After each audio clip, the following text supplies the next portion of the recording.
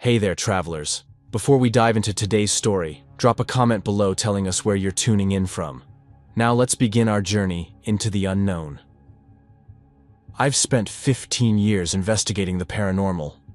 15 years walking into houses where the dead refuse to leave, where demons scratch messages into walls, where reality bends in ways that make rational people question their sanity. I've performed exorcisms in basements that reeked of sulfur. I've documented poltergeist activity that would make your skin crawl. I've stared into the eyes of possessed individuals and seen things looking back that were never human to begin with. I thought I understood the rules. I thought I knew what waited in the spaces between our world and whatever lies beyond. I was wrong. The call came on a Tuesday morning in late October. Sheriff Neil from Chamberlain, Maine, a town so small it barely registered on most maps, contacted me through a mutual acquaintance who knew about my particular line of work. His voice carried that specific tremor I'd learned to recognize over the years, the sound of a man who'd seen something that violated his understanding of the world. "We've got a situation," he said, and I could hear him swallowing hard between words. "Started 5 days ago with a meteor.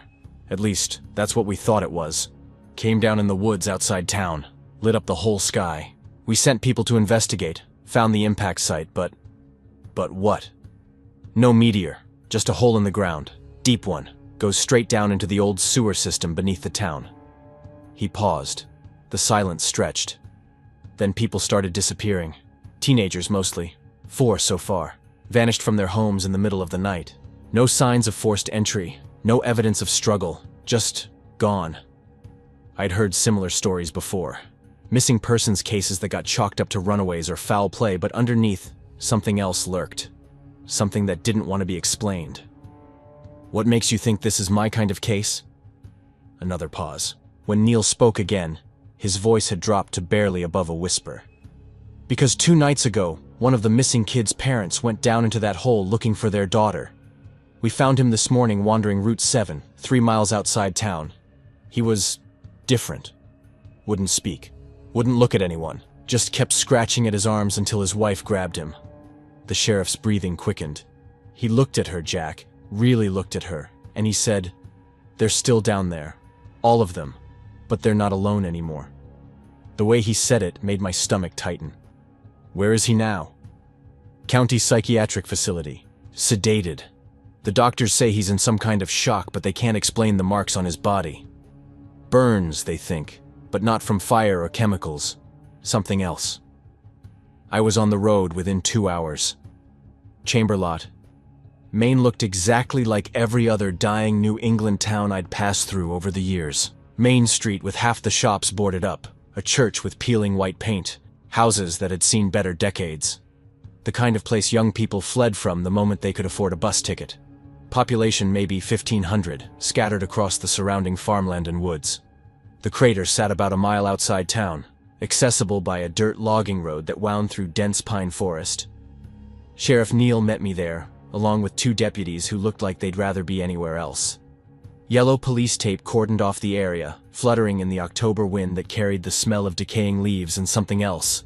Something chemical and wrong that made my sinuses burn. "There," Neil said, pointing to the impact site. The hole was roughly 6 feet in diameter, edges scorched black.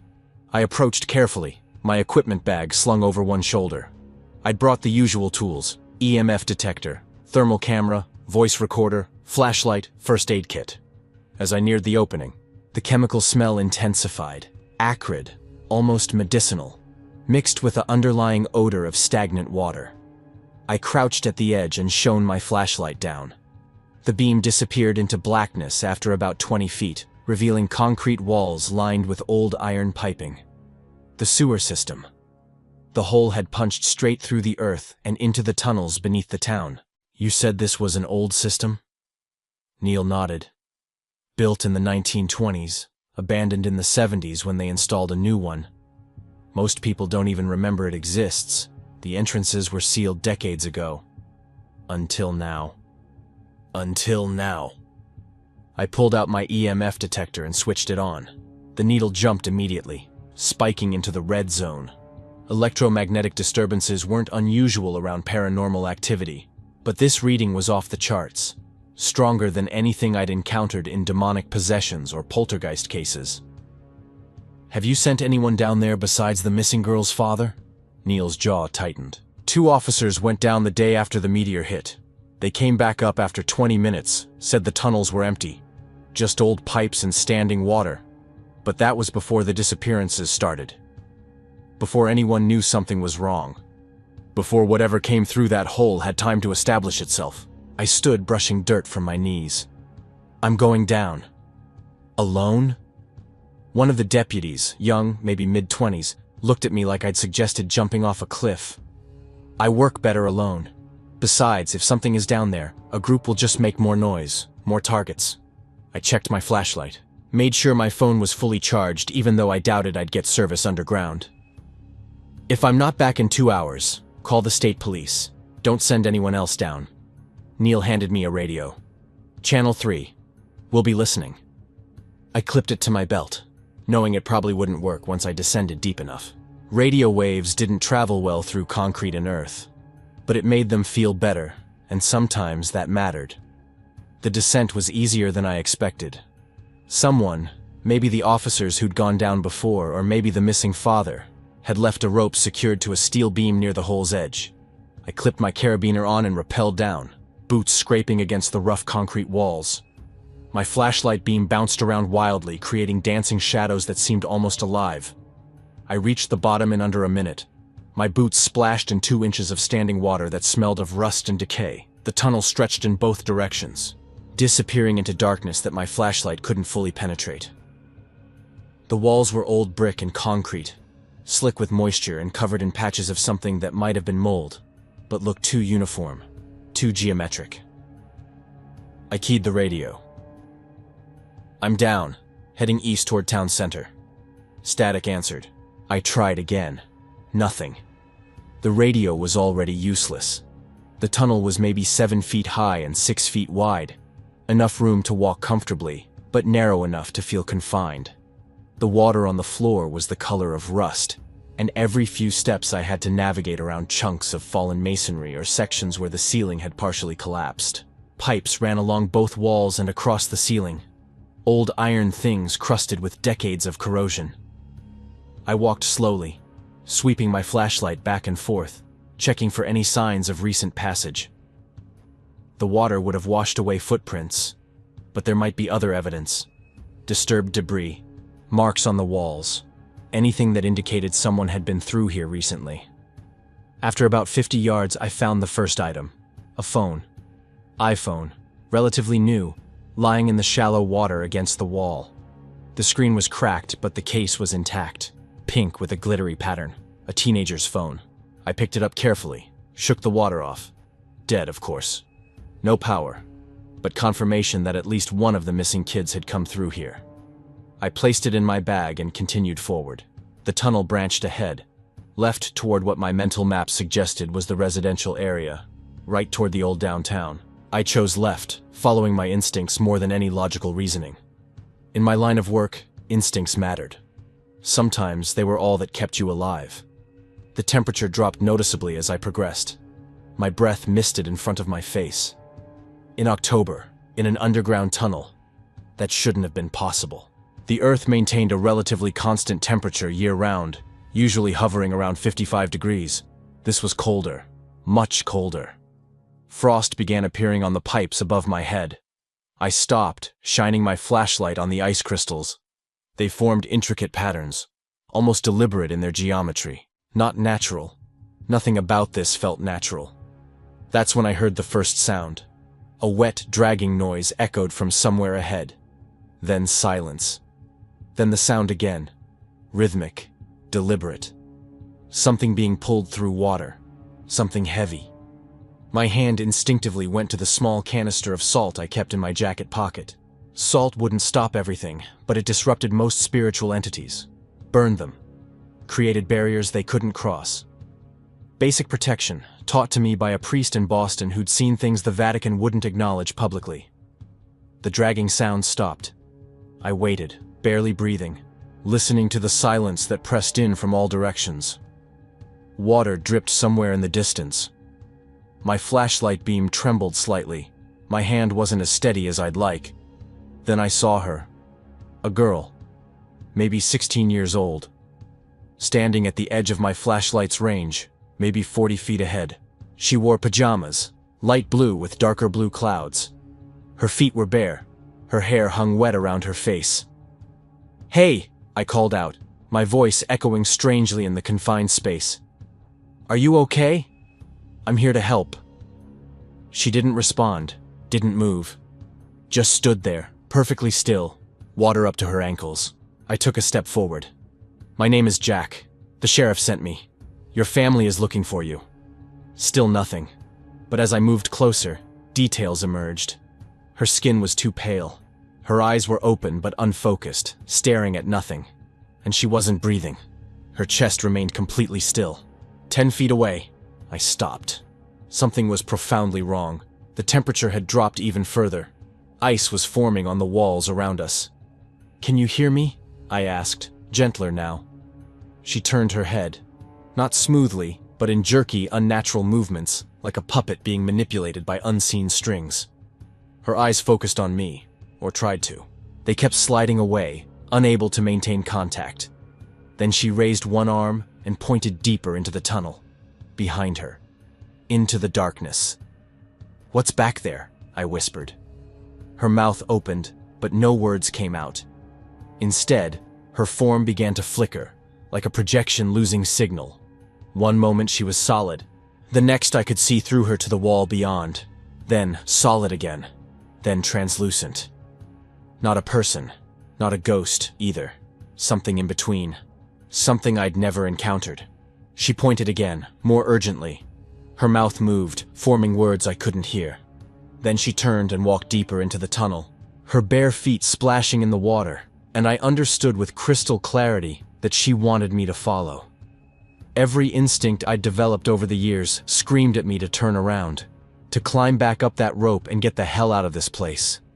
Whatever I was dealing with, it operated outside the rules I understood, outside the boundaries of normal paranormal investigation.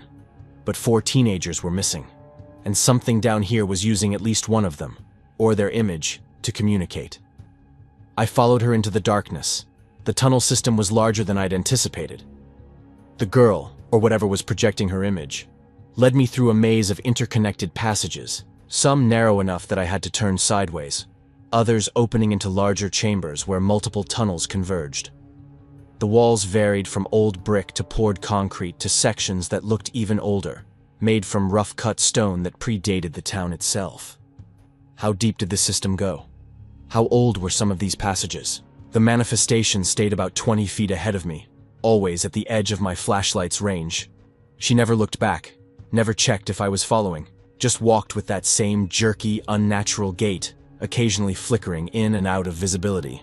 I passed more personal items, a shoe, a backpack with someone's name written on it in marker. Lynn Houston, one of the missing teenagers. A jacket crumpled against the wall. Each item confirmed that the victims had come through here. Willingly? Under duress? I couldn't tell. The EMF detector in my pocket buzzed constantly now, the needle pinned in the red zone. Whatever energy signature this thing was giving off, it was overwhelming my equipment. After what felt like 20 minutes but might have been longer, the tunnel opened into a larger chamber. The girl stopped at the entrance and turned to face me. For just a moment, her eyes locked onto mine, and I saw something in them. Not intelligence exactly, but intent, purpose. Then she vanished completely. One moment there, the next, just empty air. I stood alone at the chamber's entrance, my flashlight revealing a space maybe 30 feet across and 15 feet high. The ceiling was a dome of old masonry, and the floor was covered in 6 inches of standing water that looked darker here, almost black. The smell was worse. That chemical odor mixed with something organic and rotten. I stepped inside, sweeping my flashlight across the walls.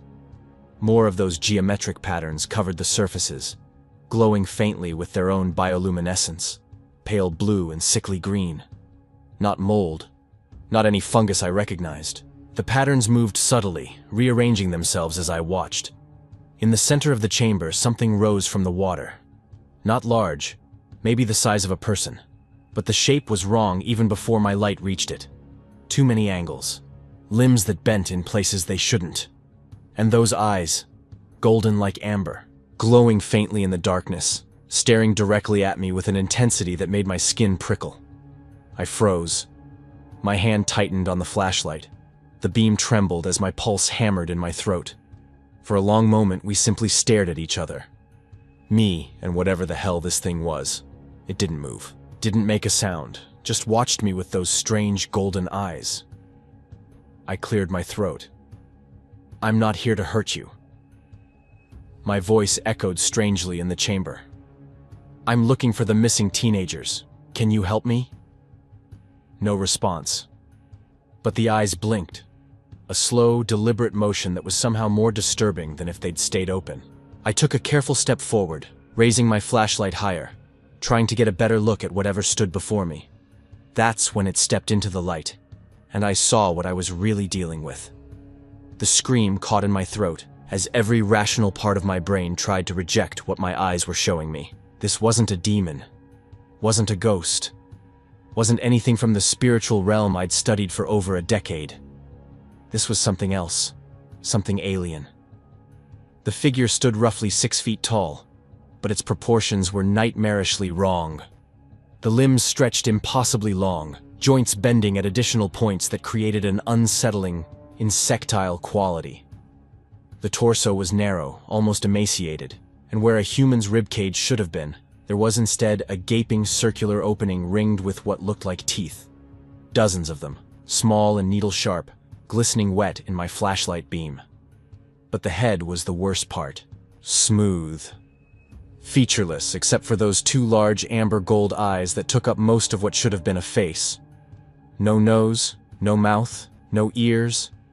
Just eyes, watching me with an intelligence that was utterly, terrifyingly alien. As I stared in frozen horror, the thing's form began to shift. The surface of its body rippled and changed, colors flowing across it like oil on water. For a moment, I saw a teenage girl's face pressing outward from within the creature's torso, mouth open in a silent scream, hands reaching out from inside as if trying to escape. Then a boy's face. Then another. The missing teenagers, their features emerging and sinking back into the entity's body in a grotesque cycle. It was trying to mimic them, trying to form a human shape, but it couldn't hold it. The forms kept collapsing, reverting back to that horrible, elongated figure with the mouth that wasn't a mouth gaping in its chest. "Jesus Christ," I whispered, and that seemed to trigger something. The entity tilted its head in that same jerky, puppet-like motion the girl manifestation had used. Then it took a step toward me.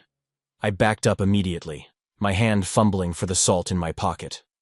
The entity stopped, head tilting the other way, as if confused by my reaction. Around us, the air began to shimmer.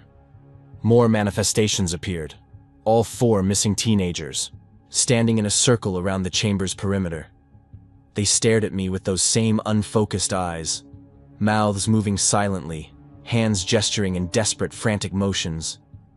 They were trying to tell me something, trying to communicate. But the entity was using them, puppeting their images, and whatever message they wanted to convey was getting lost in translation. The creature took another step forward. Its movements were fluid now, more confident. Those luminous eyes never left mine. I realized with sudden, crystalline clarity that I'd made a catastrophic mistake. I'd followed the manifestation deep into this maze of tunnels. I'd walked willingly into a chamber I didn't know how to exit, and now I was alone with something that violated every law of nature I understood. "Stay back," I said, trying to keep my voice steady. I pulled out the salt canister, holding it like a weapon. "I don't want to hurt you." The entity stopped. For a moment, I thought it might retreat.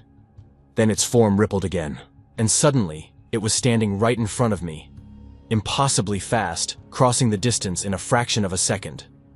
Before I could react, one of those elongated limbs whipped out and wrapped around my ankle. The grip was strong, unnaturally strong. It lifted me off the ground in one smooth motion, and suddenly I was hanging upside down, my flashlight clattering into the water below. The world inverted. Blood rushed to my head. I opened my mouth to scream, but what came out was barely a whimper. The entity pulled me closer, bringing me face to face with those massive eyes. They were beautiful and terrible, swirling with colors I couldn't name, depths I couldn't fathom. And in them I saw something that made my soul recoil. Hunger, curiosity, confusion. And beneath it all, something that might have been fear. The circular mouth in its torso opened wider, those needle teeth glistening. I could feel something beginning to pull at me, not physical, but something deeper. Energy, life force. Whatever made me was being drawn out, sucked into that gaping maw. The manifestations around us flickered frantically.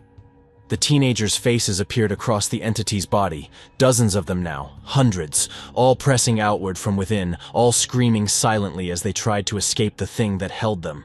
My vision started to darken at the edges. Strength drained from my limbs. This was it. This was how I died. Not in some heroic confrontation with a demon, but consumed by something from beyond our world, something I couldn't begin to understand. Then, gunfire. The sound was deafening in the enclosed space. The entity shrieked, a sound like tearing metal and screaming animals, and dropped me. I hit the water hard, the impact driving the air from my lungs. Couldn't breathe, couldn't think. Could only lie there as boots splashed around me and voices shouted in the chaos. Contact! Contact! Engaging target! More gunfire. The muzzle flashes lit up the chamber in strobing bursts. I saw the entity retreating, its form shifting and changing as bullets tore through it. Dark fluid sprayed from the wounds, hissing where it hit the water. Hands grabbed me, pulled me up. A face appeared in front of mine. Hard features, military haircut, eyes that had seen combat. Can you walk? He shouted over the gunfire. I couldn't answer, could barely nod. But he hauled me to my feet anyway, one arm around my waist, half carrying me toward the tunnel entrance. Behind us, the entity's shrieks echoed through the chamber. The manifestations vanished. The bioluminescent patterns on the walls flared bright blue, then went dark. More soldiers, at least 6 of them, maybe more, formed a defensive line, weapons trained on the darkness where the creature had retreated. Professional, efficient. Not local police, not even state troopers. These were operators, military, the kind of people who didn't officially exist. As they dragged me back through the tunnels, consciousness slipping away, one thought crystallized in my fading mind. This was never just a missing persons case. Someone had known what was down here. Someone had been tracking this thing, and I'd walked right into the middle of something much bigger and infinitely more terrible than I'd ever imagined. The last thing I remember before everything went black was the sound of that creature's shriek echoing through the sewers behind us. Not a sound of pain, not a sound of rage, a sound of fear. I woke to the smell of disinfectant and the hum of a diesel generator. My head pounded. My throat felt raw, as if I'd been screaming for hours. When I tried to sit up, every muscle in my body protested, sending sharp jolts of pain through my limbs. I collapsed back onto whatever I was lying on, a cot, maybe, and forced my eyes open. A tent. Military grade. Portable lighting hung from the support poles, casting harsh white light across canvas walls. Medical equipment lined a folding table nearby. IV bags, monitoring devices, first aid supplies organized with precise efficiency. Easy. Don't try to move too quickly. I turned my head. A man sat on a folding chair a few feet away, watching me with the kind of steady assessment that came from years of evaluating threats. Late 40s, maybe early 50s. Short gray hair. Hard features carved by experience and discipline. He wore tactical gear. Black fatigues, no insignia. The kind of anonymous uniform that screamed government contractor or black ops. Where am I? My voice came out as a croak. Topside, about 100 yards from the crater site. You've been unconscious for 3 hours. He stood, poured water from a canteen into a plastic cup, handed it to me. Drink slowly. You were severely dehydrated, among other things. I took the cup with shaking hands, sipped the water. It tasted like salvation. Who are you? Captain Barrett. I'm with a specialized unit that handles unusual situations. He pulled the chair closer, sat down again. His eyes never left mine. What do you remember? Everything. The tunnels, the manifestations, the creature with those amber eyes, the feeling of my life force being drained away. I shuddered involuntarily. I remember enough. That thing down there. What the hell is it? Bharat's expression didn't change. We were hoping you could tell us. You're the paranormal expert, Jack. Is it a demon? Some kind of spiritual entity? I almost laughed. The sound came out bitter. No, that's not a demon. That's not anything from the spiritual realm I've studied. I met his gaze. That's something else. Something that doesn't belong here. He nodded slowly, as if I'd confirmed something he already suspected. The meteor wasn't a meteor. We've been tracking similar incidents across the globe for the past 8 months. Objects falling from orbit. Most burn up on entry. Some make impact. We've recovered 3 before this one. All dead on arrival. The organisms inside didn't survive the crash. Organisms. Not demons, not spirits. Living creatures from somewhere beyond Earth. This one survived, I said quietly. This one survived. And it's been busy. Bharat stood, walked to the tent entrance, pulled back the flap. Outside, I could see more tents, vehicles, personnel moving with purpose. A full forward operating base established in the middle of nowhere. 4 confirmed victims initially. But we've identified 3 more missing persons from the past 48 hours. All teenagers. All vanished from their homes without a trace. 7. The body count was rising. What does it want? I asked. Why teenagers specifically? We don't know. But based on our analysis of the other recovered specimens, these entities are adaptive. They learn. They study their environment and attempt to integrate. He let the tent flap drop, turned back to face me. The one you encountered has been consuming victims to understand human physiology, to perfect its mimicry. The faces pressing out from within its body. All those teenagers absorbed into its form, their features cycling through as it tried to hold a stable human shape. It can't maintain the mimicry, I said, remembering how the form kept collapsing. It keeps reverting to its true appearance. Correct. Which suggests it's either young or damaged, possibly both. Barrett pulled a tablet from his tactical vest, swiped through several images, held it out to me. This is what we recovered from the previous sites. The photos showed something that might have been related to the creature I'd encountered, but fully mature. Larger, more stable. The body structure similar. Limbs stretched to impossible lengths. That circular mouth, but this one held its form perfectly. No flickering, no instability. And it was dead. Dissected. Laid out on a metal table in what looked like a classified research facility. How big do they get? I whispered. Unknown. The largest we've recovered was approximately 9 feet tall, but there's evidence suggesting they can grow significantly larger given enough sustenance. He took the tablet back. The one in Chamberlain is smaller, roughly 6 feet, which means it's young, a juvenile. The realization hit me hard. You're telling me that thing down there is essentially a child? A very dangerous child that's killed at least 7 people and shows no signs of stopping. Bharat's voice remained neutral, but I caught the edge beneath his words. This wasn't just an academic discussion for him. This was a threat assessment. We need to neutralize it before the body count rises further. Neutralize, not capture, not study. Kill it. Why are you telling me this? I asked. Why not just send your team down there and finish the job? Because my team already tried. Twice. He sat back down, and for the first time, I saw fatigue in his eyes. First attempt was reconnaissance. 6 operators went down, fully armed, equipped with thermal imaging and communications gear.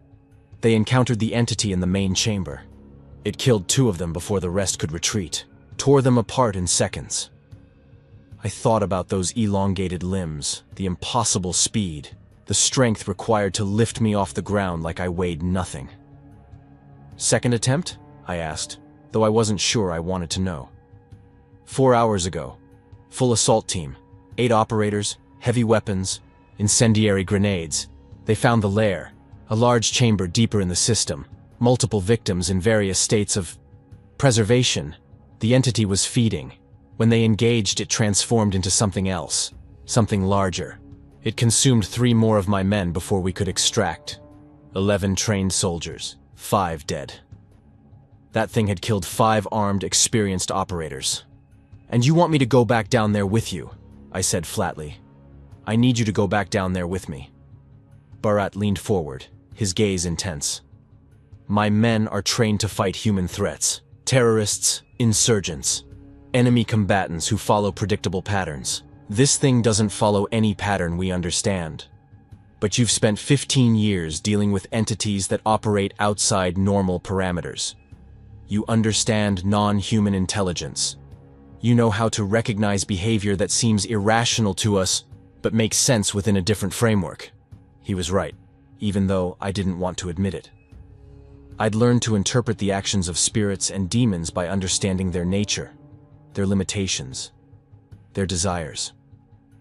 Years of experience had taught me to survive encounters that killed other investigators because I'd learned to think beyond human logic. But this wasn't a spirit or demon. This was fundamentally different. What makes you think I can help? That thing nearly killed me. Because you survived. Because when it had you, it hesitated. My men watched through thermal imaging. It held you, started the feeding process, then stopped. For several seconds, it just observed you, like it was trying to understand what you were. Barrett's expression remained unreadable. That's not predatory behavior. That's curiosity. Intelligence. If we can understand what it wants, why it's killing, we might be able to contain it without losing more people. Contain, not kill. The distinction mattered. And if we can't contain it, then we collapse the entire tunnel system with high explosives and bury it under several thousand tons of rubble. He said it matter-of-factly, as if discussing weather patterns. But that's a last resort. The town sits directly above those sewers. Collapsing them could cause structural damage to dozens of buildings. Plus, we don't know if that would actually kill it. These things are remarkably resilient. I closed my eyes, tried to process everything. Every rational part of my brain screamed at me to refuse. To get in my car and drive far away from Chamberlain and whatever cosmic horror had landed here. I'd come to investigate missing persons. Now, I was being recruited into a black ops mission to hunt an extraterrestrial predator. But 7 people were dead. More would die if we did nothing.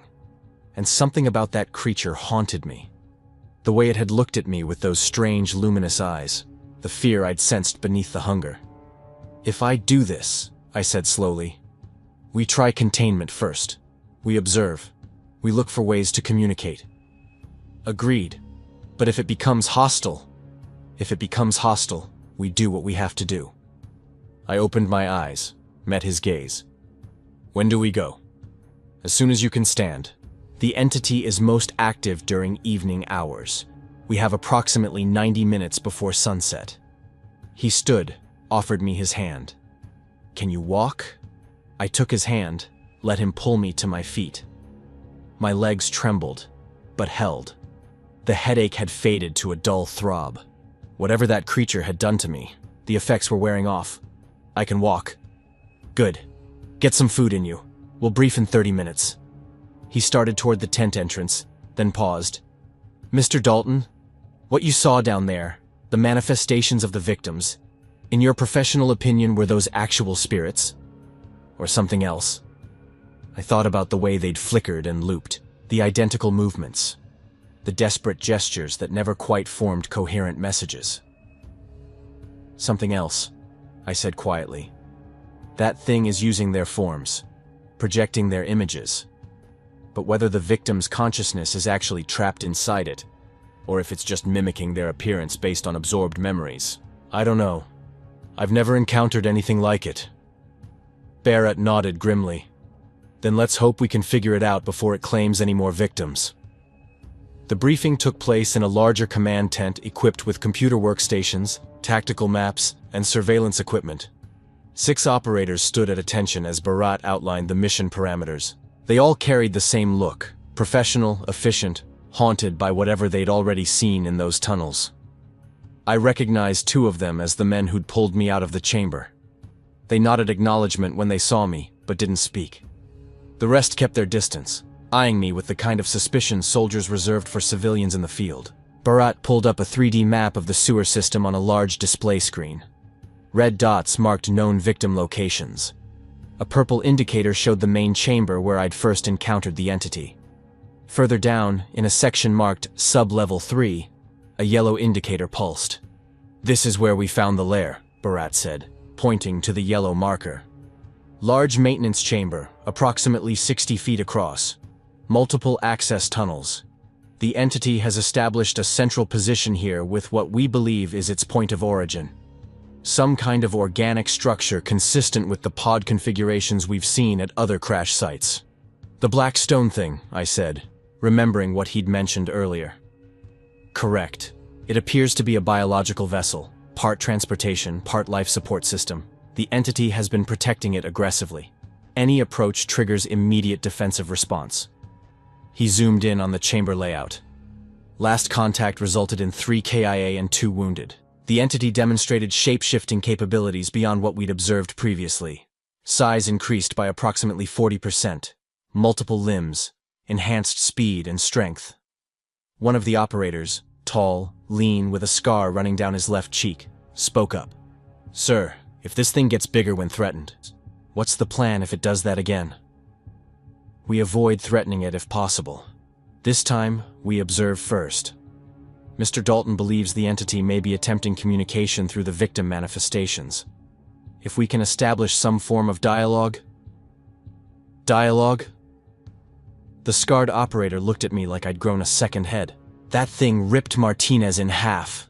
Literally tore him apart while he was still screaming. You want us to talk to it?" "I want us to try everything before we resort to lethal force in an enclosed space where we're at a tactical disadvantage," Barrett said sharply. "If communication fails, we proceed to containment. If containment fails, we extract and reevaluate. Clear?" Reluctant nods around the tent. These were soldiers following orders they didn't agree with, but they'd follow them nonetheless. Bharat turned to me. "Jack will take point on initial contact. He's encountered the entity and survived. It demonstrated curiosity rather than immediate aggression. We'll provide cover and support, but he leads the communication attempt." Great. I was bait with a fancy title. "What if the manifestations appear again?" I asked. "The teenager projections? Document them. Try to interact. They may be the key to understanding the entity's intentions." Bharat pulled up additional images on the screen, photos of the victims' bodies from previous encounters. I wished he hadn't. The injuries were catastrophic. Not clean kills, exploratory dissections. The entity appears to be studying human anatomy. The pattern of injuries suggests deliberate examination rather than mindless violence. "It's learning," I said quietly. "Trying to understand how we're built, how we function, which makes it even more dangerous. A predator that learns is a predator that adapts." Barrett shut down the display. "Equipment check in 15 minutes. We descent in 30. Any questions?" Silence. The kind of heavy silence that precedes really bad ideas. "Then gear up. We're not coming back until this is finished, one way or another." They outfitted me with tactical gear. Vest, helmet, flashlight mounted to a rail system, radio with encrypted comms. I felt ridiculous. I was an investigator, not a soldier. But I checked the equipment anyway, made sure everything worked. In situations like this, preparation was the only thing between you and disaster. I also brought my own tools: EMF detector, voice recorder, salt, holy water, even though I doubted it would work on something that wasn't spiritual. Old habits die hard. One of the operators, the scarred one, approached as I was checking my flashlight.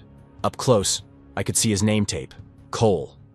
"You really think we can reason with that thing?" His tone wasn't hostile, just tired. "I think we have to try. If we go in guns blazing, it'll just defend itself. More people die." I met his gaze. "But if you're asking if I'm confident this will work, no. I've never dealt with anything like this. None of my training applies here." He studied me for a long moment. Morrow was a good man. He had 2 kids, never even got to say goodbye to them. Cole's jaw tightened. If this goes bad, don't hesitate. That's what got him killed.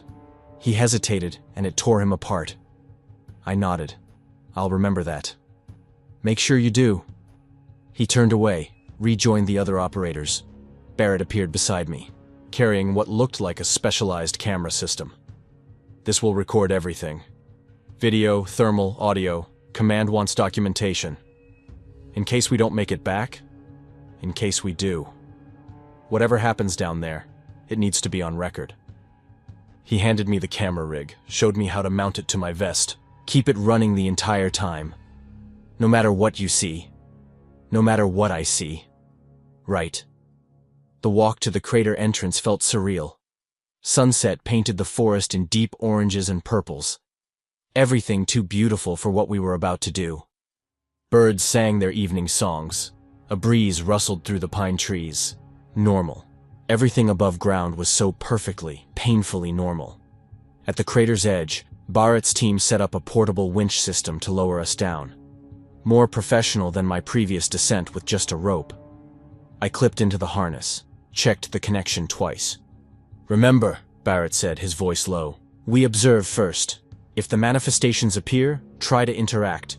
Look for patterns, repetitions, anything that might indicate communication rather than random projection. And if the entity attacks, we defend ourselves and extract. No heroics. No one else dies today if we can help it. He checked his weapon, chambered around. Ready? No. I wasn't ready. I'd never be ready to descend into those tunnels again. But I nodded anyway. Let's go. The descent was smoother with the winch system, but my stomach still churned. The rope lowered us in pairs. Me and Barat first, then Rodriguez and another operator, then the rest. 7 of us total, dropping into the darkness like stones into a well. My boots hit the water with a familiar splash. The smell rushed back. Chemicals and decay, and something else. Something that hadn't been there before. Stronger now. More organic. You smell that? I whispered to Barrett. Or to Will. Pheromones, maybe. Territorial marking. We noticed it on the previous entry. He swept his weapon light across the tunnel. Entity knows we're here.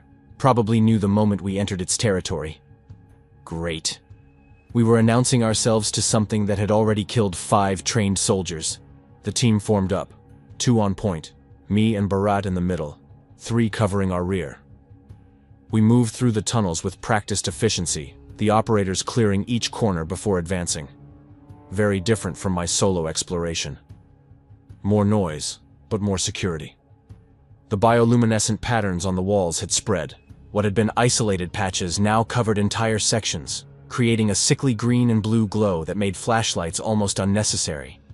The geometric designs pulsed with their own rhythm, almost like breathing. It's growing, I said. Whatever this stuff is, it's expanding. Fungal network, according to preliminary analysis. But not any terrestrial species.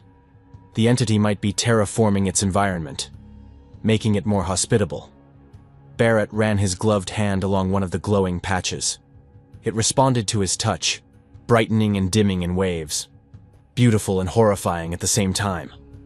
We pushed deeper, past the point where I'd found the first phone, past the junction where the manifestation had appeared.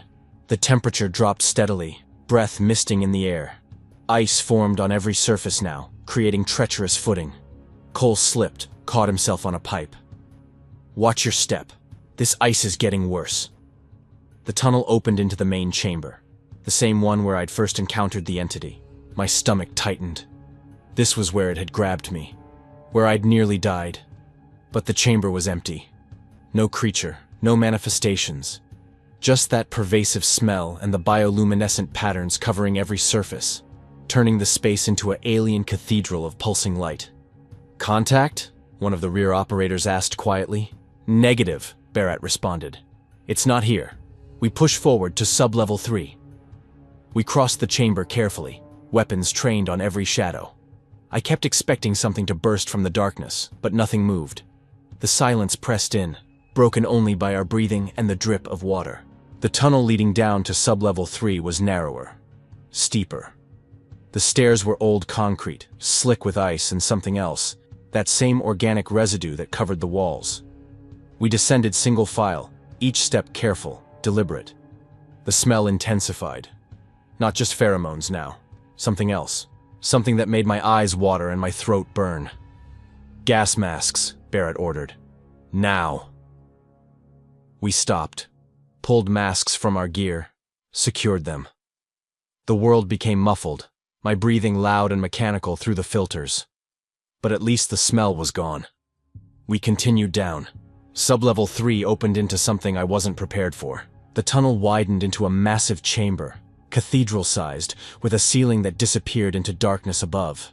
The bioluminescence here was overwhelming, covering every surface in intricate moving patterns that seemed almost intentional in their design. And in the center of it all, rising from the shallow water like a monument, was the black stone structure. Not stone. Up close, I could see it wasn't mineral at all. It was organic, flesh or something like flesh, hardened into a protective shell.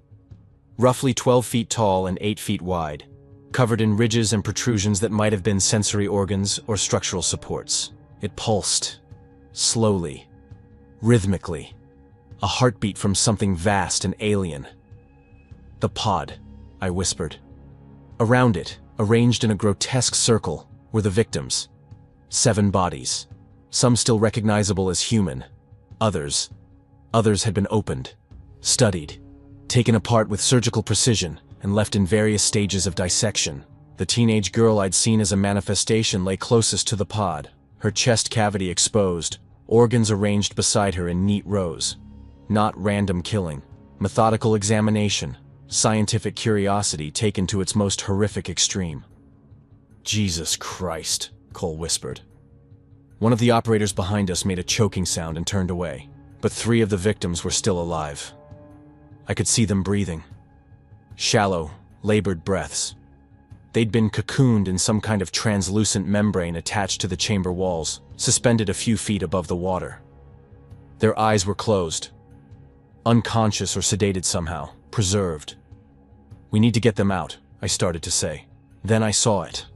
On the far side of the chamber, partially hidden in shadow, 2 honey-colored eyes opened and stared directly at us.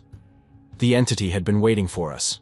It stood slowly, rising from the water with deliberate grace. Not the jerky, puppet-like movements I'd seen before. This was fluid, controlled. It had been practicing. The form it held was almost human. Almost. 6 feet tall. Roughly humanoid proportions. But the details were wrong. Skin too smooth. Limbs slightly too long. That circular mouth in the torso still visible despite its attempt to hide it. As we watched, its features shifted. And suddenly I was looking at one of the missing teenagers. Lynn Houston. Perfect mimicry down to the smallest detail. The entity held the form stable for several seconds, longer than before. Then Lynn's face melted away and another replaced it. The girl in the blue pajamas, then a boy I didn't recognize, then another. Cycling through the victims faster now, as if trying to find the right one to communicate with. "Hold fire," Barat ordered quietly. "Nobody moves." The entity tilted its head, that same gesture of curiosity. Then it raised one hand and pointed at me. The manifestations appeared all at once. All 7 victims standing in a circle around us, surrounding the operators. But they weren't threatening. They were gesturing, pointing, trying to show us something. The girl in the pajamas appeared directly in front of me. Her mouth moved, forming words I couldn't hear through the gas mask. But I could read her lips. "Help us." I took a step forward. Barrett grabbed my arm, but I shook him off. "It's trying to communicate. Look at them. They're not attacking. They're asking for help." "It's using them," Cole hissed, "puppeting dead bodies." "No, look closer." I pointed to the manifestations. "They're not identical anymore. Each one has different expressions, different body language. If it was just mimicry, they'd all be the same. But they're not. These are echoes, impressions of the actual victims." The entity took a step forward. The operators raised their weapons immediately, but it stopped, held its hands up in a gesture of submission. Non-threatening, almost desperate. Then it did something that made my blood run cold. It opened its mouth, the real mouth in its torso, and sound came out. Not a shriek or scream. Words. Human words, spoken in overlapping voices that belonged to all 7 victims at once. Lost. Alone. Home. Help. The words were broken. Fragmented. Like a child struggling to form sentences. But they were words. "It can speak," Barat breathed. Jesus Christ, it learned to speak. The manifestations around us began to move, not randomly, but in coordinated patterns. They pointed to the pod, then to the entity, then to the ceiling, making connections, telling a story. The creature came from above, crashed, alone. The pod was damaged. It was hurt, frightened, lost in a world it didn't understand. It killed because it needed to feed. It dissected because it needed to understand. It preserved the living ones because it was trying to study them without killing them, learning from its mistakes. "It's not a predator," I said, my voice shaking. "It's a juvenile, a child. It crashed here alone, and it's been trying to survive." The entity nodded, a too fast, too jerky motion, but definitely a nod. Affirmation, understanding. It took another step forward, and suddenly it was shrinking, the form collapsing in on itself, growing smaller, more compact. In seconds, what had been a 6-foot monster became something no larger than a toddler. Smooth, almost featureless, those honey-colored eyes huge in proportion to its small body. It held out one hand toward me, a gesture I recognized across all cultural boundaries. It wanted help. "Sir," Cole said urgently, "we need to..." The beeping started. A device on one of the dead operator's bodies, one of the men killed in the previous assault, lying in the shallow water near the pod, began emitting a high-pitched electronic tone. A tracker, or worse, a homing beacon. The entity's eyes widened. It looked at the beeping device, then back at us, and for the first time I saw something in those alien eyes that I recognized completely. Betrayal. We'd brought others. We'd led them here. "No," I shouted, reaching out. "We didn't know." The chamber filled with light and sound. Flashbangs detonating. Smoke grenades hissing. Figures rappelling from above. At least a dozen soldiers in full tactical gear, descending from access points I hadn't even noticed. The entity shrieked, that same tearing metal scream, and suddenly it wasn't small anymore. It expanded, growing, limbs elongating into blade-like appendages, the mouth in its torso opening wide to reveal rows of teeth that gleamed like obsidian. "Fall back," Barrett ordered. "Everyone fall back now." But there was nowhere to go. The new assault team had us surrounded. They opened fire immediately, not bullets, but some kind of energy weapon that made the air crackle and sparked against the entity's body. It thrashed, tried to retreat toward the pod. One of the energy blasts caught it in the shoulder, and an entire limb separated from its body in a spray of dark, viscous fluid. The creature's shriek intensified, becoming almost ultrasonic. The manifestations went insane. The 7 victims appeared and disappeared in rapid succession, screaming silently, their forms flickering like dying light bulbs. The bioluminescence on the walls flared bright enough to blind, then went dark. I watched helplessly as the entity fought back. It was fast, impossibly fast, but wounded and outnumbered. Every time it tried to attack, another energy blast knocked it back. Another piece of it was torn away. "Stop!" I screamed. "It's trying to communicate. It's just scared." Nobody listened. Or maybe they couldn't hear over the weapon's fire and the creature's shrieks. The entity made one last desperate lunge toward the pod, toward its home, the only familiar thing in this entire hostile world. But a net made of some kind of conducting material wrapped around it. Electricity arced through the filaments. The creature convulsed, collapsed into the water. The assault team moved in immediately, securing the net, attaching it to a reinforced container that had been lowered from above. Through it all, the entity kept trying to reach the pod, its remaining limbs scrabbling uselessly against the metal floor of the container. I tried to push forward, tried to get to it, but hands grabbed me, pulled me back. Cole and another operator, dragging me away from the chaos. "Don't be stupid," Cole growled. "You can't help it now." Through the crowd of soldiers, I caught one last glimpse of the entity as they sealed the container. Those amber eyes found mine through the small viewing window. And what I saw there wasn't the curiosity or fear from before. It was rage, pure, primal rage. The kind of fury that comes from betrayal, from trust violated. I'd reached out to it. It had responded, had shrunk down, had tried to show me it wasn't a threat.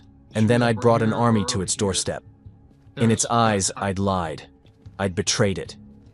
And somewhere in the part of my soul that still believed in redemption, I knew it was right. They didn't give me a choice about leaving. 2 soldiers grabbed me by the arms and hauled me out of the chamber while the entity's shrieks echoed through the tunnels. I fought them at first, tried to turn back, but Cole put himself between me and the container. "It's over," he said flatly. "There's nothing you can do." He was right. The container was sealed. Reinforced steel walls, no windows except for that small viewing slot. Inside, the creature thrashed and screamed, its remaining limbs scraping against metal with sounds that made my teeth ache. They evacuated everyone topside within 20 minutes. Efficient, professional, like they'd done this before. The container was loaded onto a flatbed truck, secured with chains and straps. The entity had gone quiet now, either exhausted or calculating. I couldn't tell which was worse.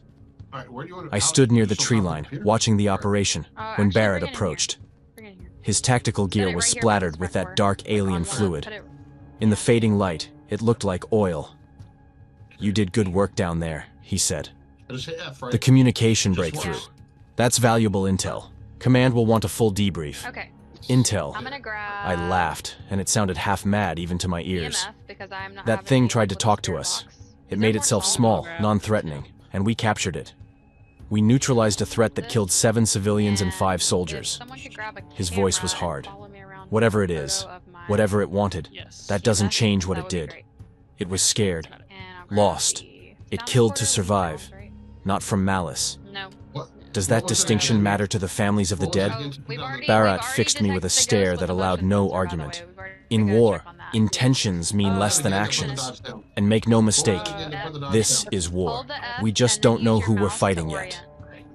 Before I could respond, 2 soldiers approached. Not operators from Barat's unit. These wore different insignia, some kind of agency identifier I didn't recognize. And the thermometer. "Jack," one of them said, "you're coming with us. Orders from Well, command." they can hold "Wait, 3 items, I'm not under arrest. so I'm a I would civilian grab both consultant. and, like, tag team the And you've been EV first exposed to and then extraterrestrial biological tag team material. the- You've had direct Lights just went contact out. with the entity. I ran out the door. Standard protocol requires quarantine and observation." Jesus. All right. The soldier's expression was polite but unyielding. Nothing on it. Non-negotiable. I looked at Barrett. No more locked doors. He wouldn't meet my eyes. Oh, "How long?" preemptive I guess. asked quietly. We'll see. 72 We're gonna hours minimum. preemptively pick Possibly a- longer depending on medical evaluation. One, two. The soldier Just for fun, gestured just for toward a fun. waiting vehicle. Okay. "This way, please." They zip-tied my hands. Not aggressive, but firm. Oh, I need to grab one I more was thing. being detained, dressed up with medical terminology to make it legal. I'd seen too much, knew too much. Now I was a security risk. As they led me to the vehicle, I caught one last glimpse of the container on the flatbed. All right, where you Through at? the small viewing window, I saw a flicker of golden light. The entity, Are you already watching, inside? always watching. The drive lasted hours. We left Maine, headed south and west through Oh, I darkness. can't see you. The soldiers didn't speak to me, didn't answer questions, I said I'm at the just door. sat in silence while the miles accumulated. I dozed fitfully, jerking awake whenever the vehicle hit a bump. In my dreams, I was back in that chamber, watching the entity shrink down, reaching out its hand. In my dreams, I took it. In my dreams, I didn't bring the soldiers. When I woke for real, dawn was breaking. We were in Any mountains. successful EMF Which ones I couldn't say. Everything looked Then you unfamiliar. Just tell me when to click. The road had turned from asphalt to gravel, winding up a narrow track that didn't appear on any map. Then I saw it, built into the mountainside like something from a conspiracy theorist's nightmare. A massive concrete structure, half buried in rock, multiple checkpoints, guard towers, razor wire. This wasn't a research facility. This was a Over here, prison. in this corner with me. The vehicle stopped at the first checkpoint. IDs were scanned. Retinal verification. We're at a 1. Questions asked and answered in terse military jargon. Then we moved forward, deeper into the complex. No, not The really. truck carrying the entity's container arrived shortly after us. I watched from inside my vehicle as they unloaded it, rolled it on a specialized platform toward a reinforced door built into the Pretty mountain. sure he's in The container was still silent. I didn't mean No to- thrashing. No sounds. Okay. What was it thinking in We're there? holding. Did it understand what was happening? Did it know it would never see home again? They processed me like a prisoner. Fingerprints, photographs, medical examination that felt more like interrogation. A doctor checked my vitals, drew blood, scanned me with equipment I didn't recognize, asked questions about my exposure to the entity, about the draining sensation, about whether I'd experienced any unusual symptoms since. I answered mechanically. What choice did I have? Then they moved me into the facility proper. The corridors were sterile, fluorescent lights humming overhead, steel doors with electronic locks. Some had viewing windows. I tried not to look, but couldn't help myself. In one cell, something massive pressed against the glass. Too many limbs. Eyes that reflected red in the harsh light. In another, I glimpsed what might have been wings, leathery, folded tight against a body I couldn't fully see. How many were there? How long had this facility existed? How many things had they captured, studied, imprisoned? My escort stopped at a door near the end of one corridor. The room beyond was small. Bed, sink, toilet, a single chair. The door was solid steel except for a small slot at eye level. 72 hours minimum, the soldier repeated. Someone will come for debriefing. Cooperate fully, and this goes easier. The door closed with a heavy metallic thunk. Locks engaged with mechanical precision. I was alone in 8 by 10 feet of concrete and steel. I sat on the bed, listened to the silence, except it wasn't really silent. From beyond the walls, through the floor, I could hear things. Breathing, movement. Once, something that might have been crying, or might have been laughter. It was impossible to tell. Hours passed. Nobody came.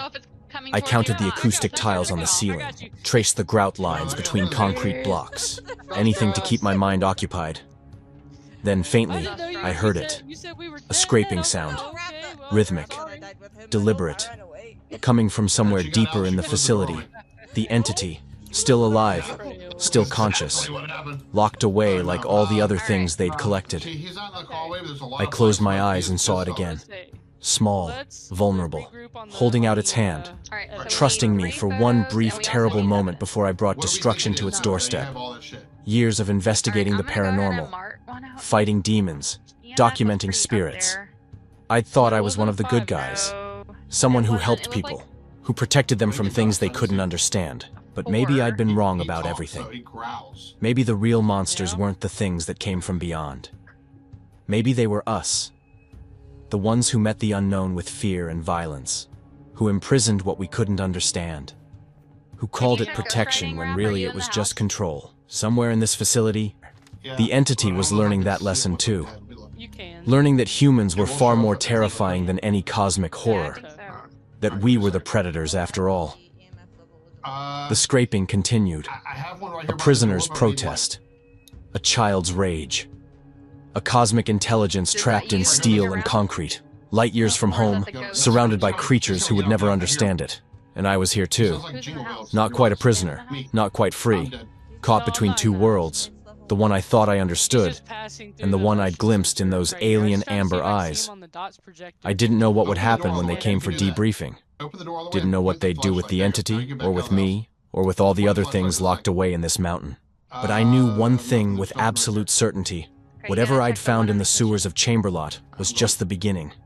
Whatever lived in this facility, in cells I'd glimpsed, in corridors I hadn't seen, was worse than any demon or spirit I'd ever encountered.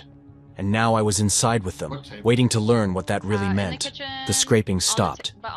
In the sudden silence, I heard my own breathing. Loud, rapid, the sound of fear that wouldn't fade. I'd gone looking for missing teenagers and found something from beyond the stars. I'd tried to help and ended up betraying the only innocent creature in the entire nightmare. The real horror wasn't what existed out there in the cosmos. It was what we became when we met it. And I just learned that lesson the hardest way possible.